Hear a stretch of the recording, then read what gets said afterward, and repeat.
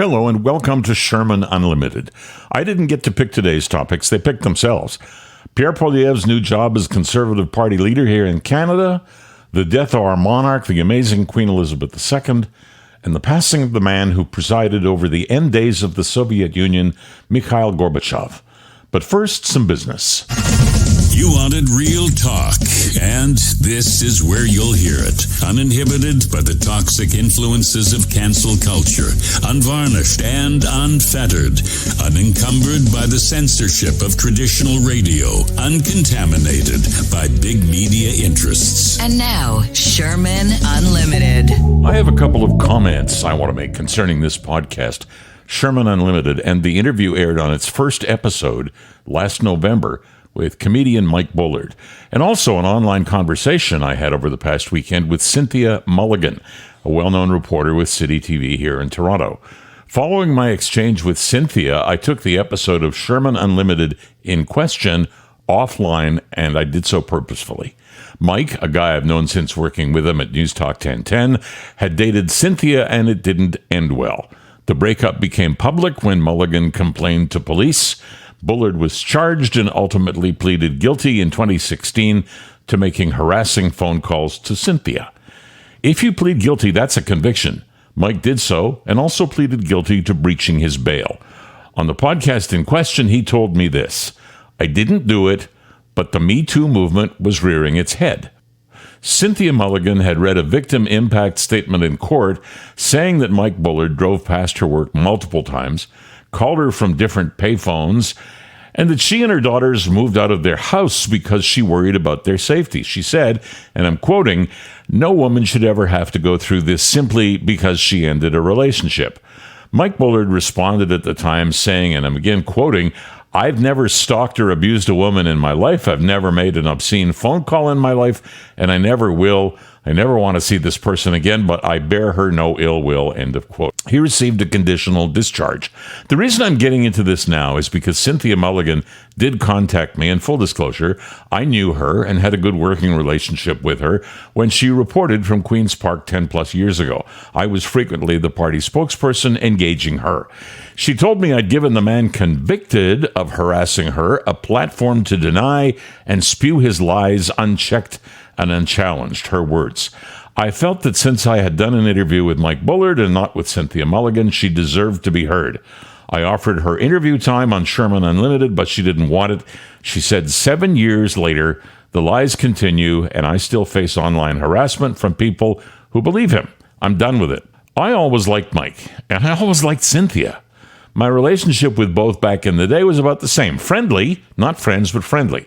We had positive working relationships. I apologize to Cynthia for any pain caused by that interview. She did not ask me to apologize, but I do. I wasn't witness to whatever happened, nor was I in court.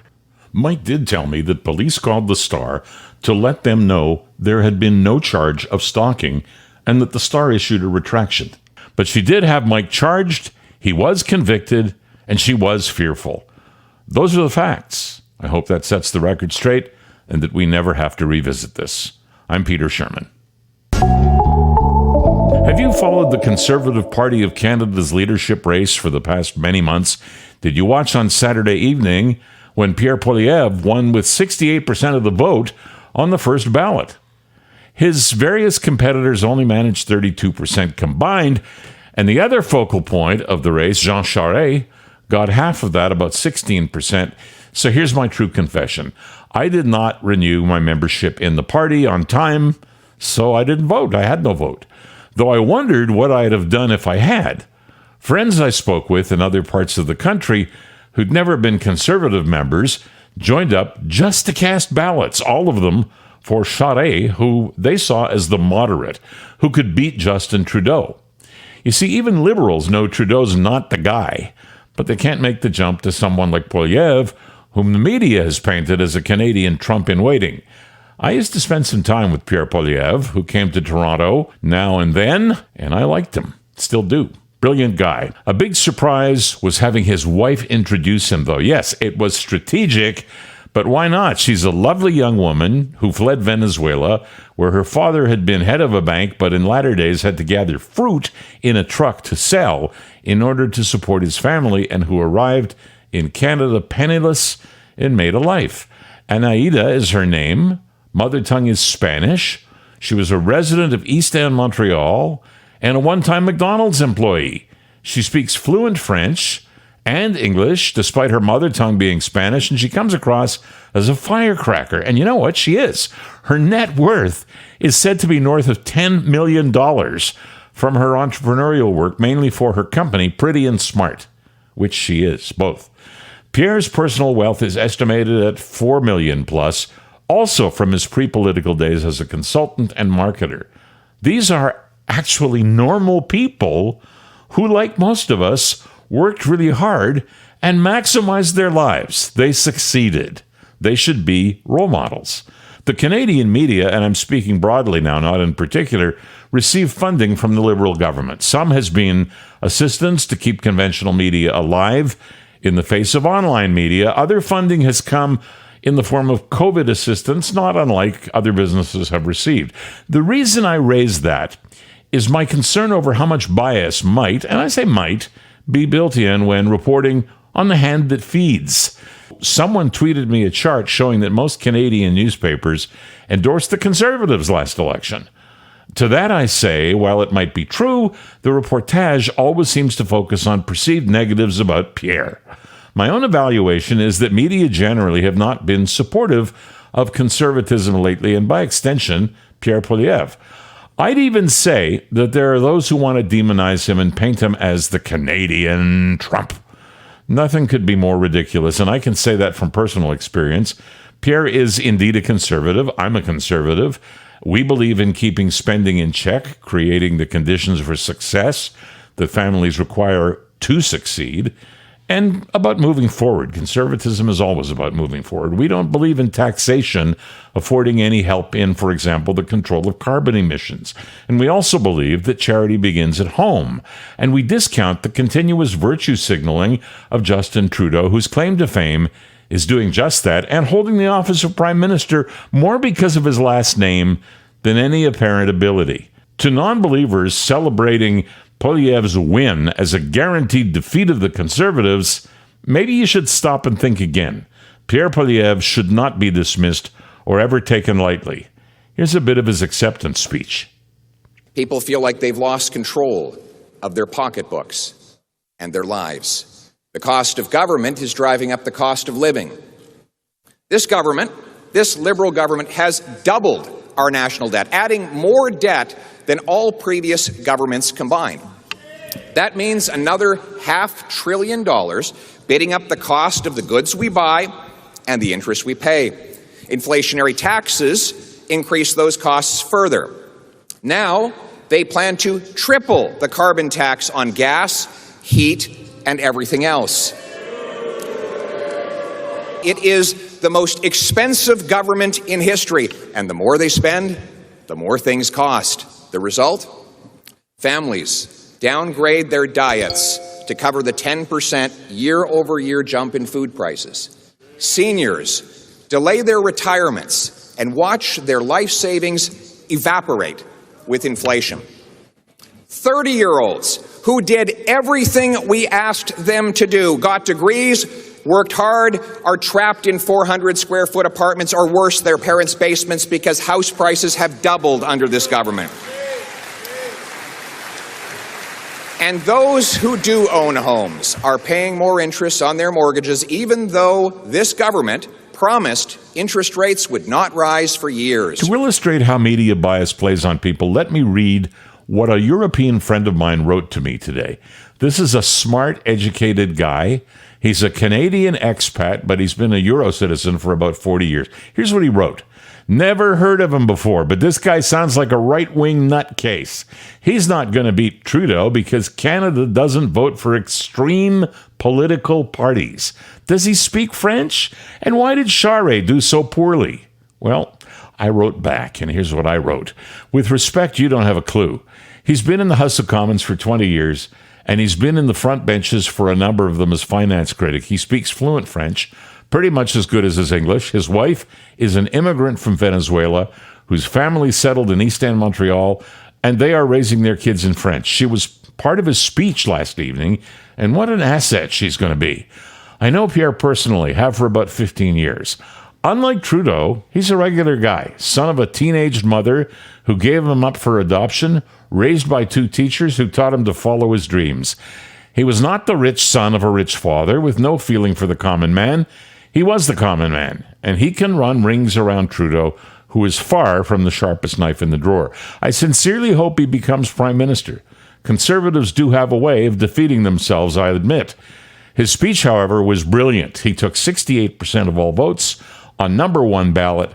The other 5 candidates collectively got the remaining 32%.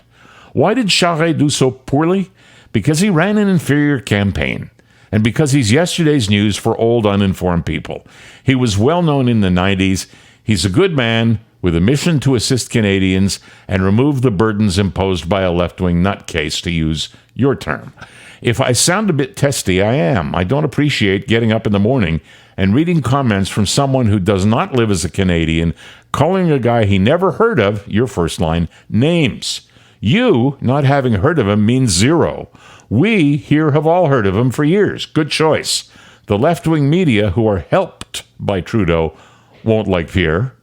Try an open mind. It's educational. So that was my email exchange. Bottom line here, however, is this. If one is a conservative, one must be painfully aware of our tendency to shoot ourselves in the foot repeatedly. But we are convinced we have the appropriate approach to governing.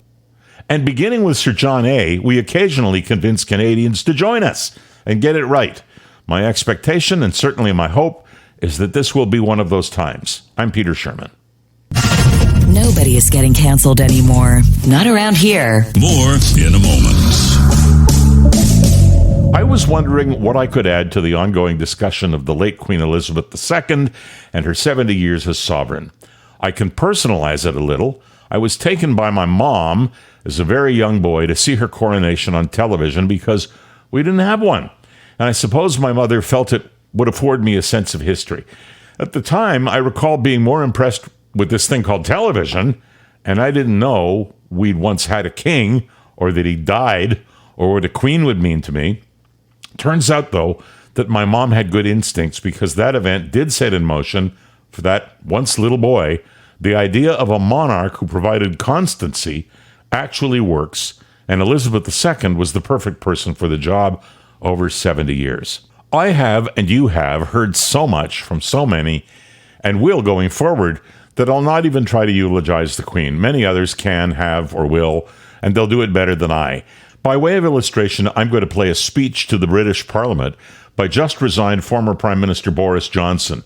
As someone online noted, this is how it's done, meaning that whatever else Boris may or may not be, he knows how to craft a speech that embodies all of the sentiments he wants to portray, and this is mastery of that. I'll be back, but for the next 8 minutes, listen. Thank you, Mr. Speaker. I hope the House will not mind if I begin with a personal confession. A few months ago, the BBC came to see me to talk about Her Majesty the Queen, and we sat down and the cameras started rolling, and they requested that I should talk about her in the past tense.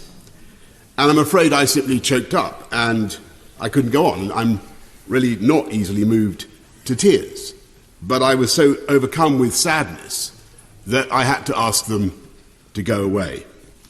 And I know that today there are countless people in this country and around the world who have experienced the same sudden access of unexpected emotion.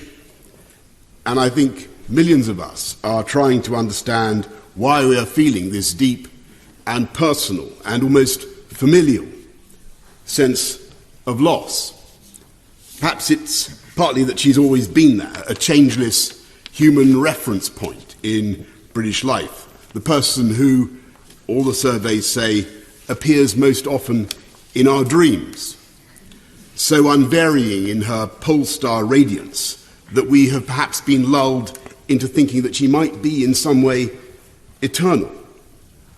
But I think our shock is keener today because we are coming to understand in her death the full magnitude of what she did for us all. And think of what we asked that 25-year-old woman all those years ago. To be the person so globally trusted that her image should be on every unit of our currency, every postage stamp, the person in whose name all justice is dispensed in this country, every law passed, to whom every minister of the Crown swears allegiance, and for whom every member of our armed services is pledged, if necessary, to lay down their lives. Think what we asked of her in that moment.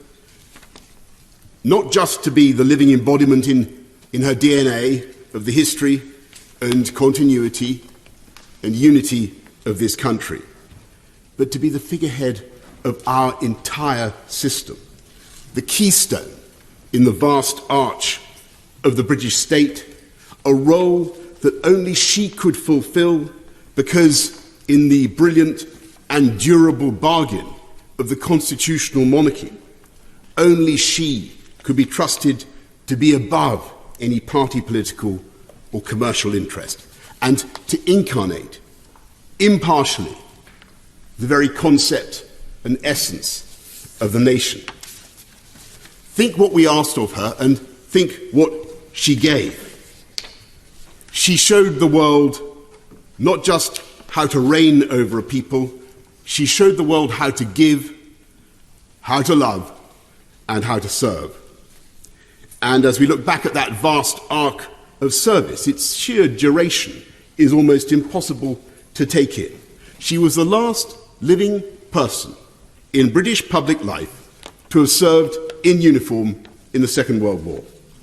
She was the first female member of the royal family in 1,000 years to serve full-time in the armed forces, and that impulse to do her duty carried her right through into her 10th decade to the very moment in Balmoral, as my right honourable friend has said, only 3 days ago, when she saw off her 14th Prime Minister and welcomed her 15th, and I can tell you, in that audience, she was as radiant and as knowledgeable and as fascinated by politics as ever I can remember, and as wise in her advice as anyone I know, if not wiser.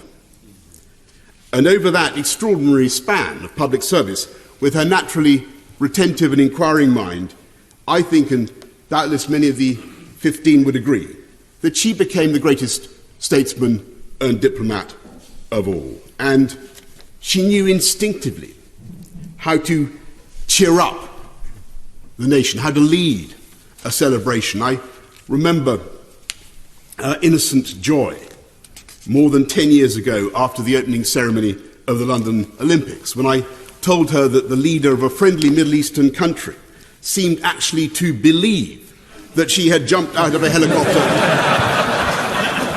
in a pink dress and parachuted into the stadium. And I remember her equal pleasure on being told just a few weeks ago that she had been a smash hit in her performance with Paddington Bear. And perhaps more importantly, she knew how to keep us going when times were toughest. In 1940, when this country and this democracy faced the real possibility of extinction, she gave a broadcast, aged only 14, that was intended to reassure the children of Britain. She said then, "We know, every one of us, that in the end, all will be well." She was right.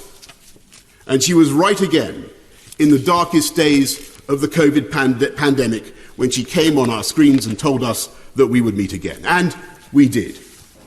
And I know I speak for other Prime Ministers, when I say ex-Prime Ministers, when I say that she helped to comfort and guide us, as well as the nation, because she had the patience and the sense of history to see that troubles come and go, and that disasters are seldom as bad as they seem. And it was that indomitability, that humour, that work ethic and that sense of history, which together made her Elizabeth the Great. And when I call her that, I should add one, Elizabeth the Great, I should add one final quality, of course, which was her humility. Her single-bar electric fire Tupperware using refusal to be grand.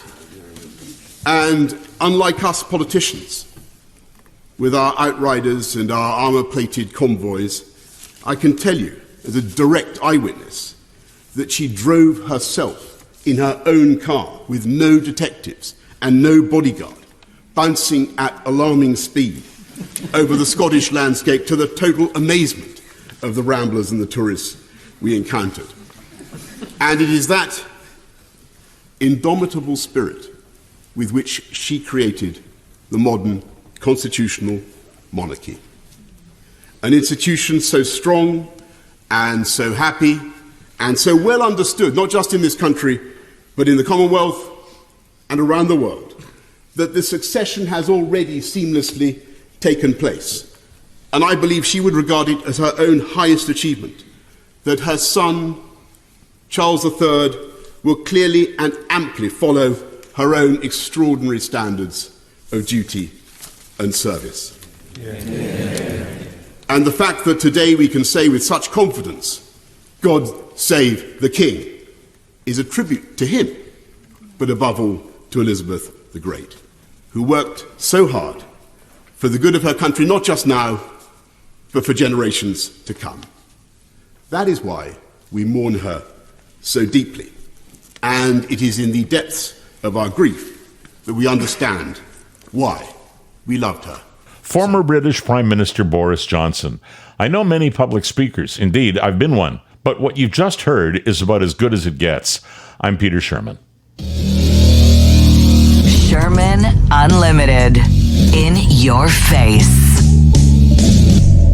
A few days before the passing of Her Late Majesty, the world recorded another passing of a different kind.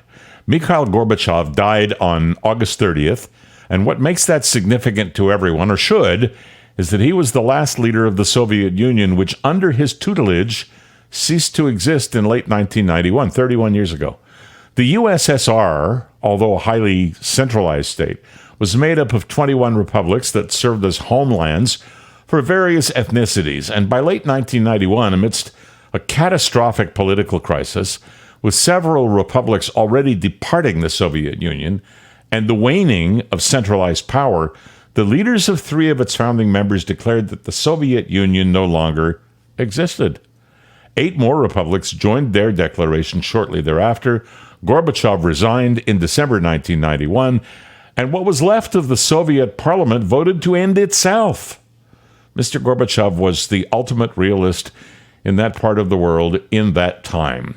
He forged relationships with the enemies of the Soviet Union, or USSR, during his time in office, and that heralded the end of the so-called Cold War. With it, the fears of a generation mine that we would, in a someday nightmare, become cinders in a nuclear flash as superpower versus superpower descended literally into the depths of hell. Didn't happen. Our thanks and respect need to be mentioned as Gorbachev is put to rest. Interestingly, Vladimir Putin also resigned in December of 1991, following 16 years at the infamous KGB. Putin wanted to compete in the political world of the changing face of Russia. Safe to say that his ambitions have been satisfied, but one can't help but think he mourns the loss of the union he had served and would like nothing better than to resurrect it. I have no particular knowledge of Russian life, but I did visit there briefly about 10 years ago. In speaking to everyday people, it was obvious there was more individual expression, more personal freedom than what they'd known before, but they gladly whispered about corruption, saying that even a traffic cop who stopped you on the road would gladly accept your license, registration, and some rubles in payment for the ticket he didn't issue. The people I spoke with affirmed that Russia worked that way all the way to the top. Gorbachev presided over the demise of the Soviet Union, but probably without the expectation of what the Russian centerpiece would become. My conclusion is that the Russian people have an inbred need to be exploited by the ruling class, whether the ruling class is the Tsars or the communists or Vladimir Putin. Perhaps when he is displaced, we can hope for an improved world of nations. I'm Peter Sherman. Sherman Unlimited. Let Peter know what's on your mind. Drop him an email. info@petersherman.com. Find future episodes wherever you find your favorite podcasts. So if you like what you heard, tell a friend. If you really liked it, tell 3 friends. If you really hated it, tell 3 enemies. We'll talk again soon.